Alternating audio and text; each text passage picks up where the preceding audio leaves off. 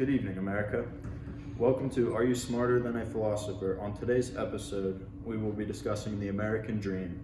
Let's meet today's contestant. And on the negative side, our contestant today, Cameron. And let's meet our philosophers. Philosopher number 1, Tia.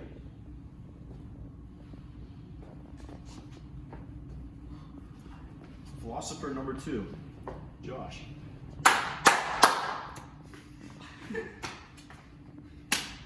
And philosopher number 3, Meryl. Thank you for coming.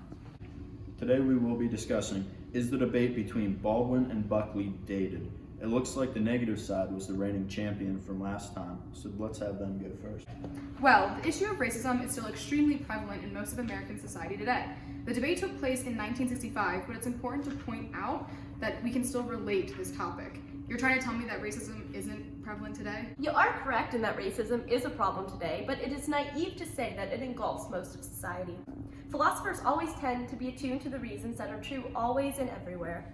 According to sentence 9.4, philosophers, in contrast to rhetoricians, always claim to be addressing such an audience, that is, a universal audience, not because they hope to obtain the effective assent of all men. They know very well that only a small minority will ever actually read their works, but because they think that all of those who understand the reasons they give will have to accept their conclusions.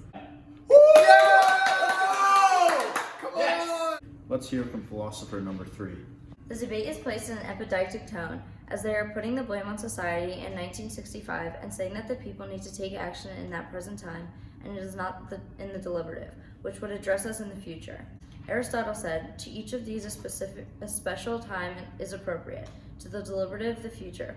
For the speaker, whether he exhorts or dissuades, always advises about things to come, to the forensic the past, for it is always in reference to things done that one part accuses and the other defends, to the epidictic, most appropriately the present, for it is the existing condition of things that all those who praise or blame have in view.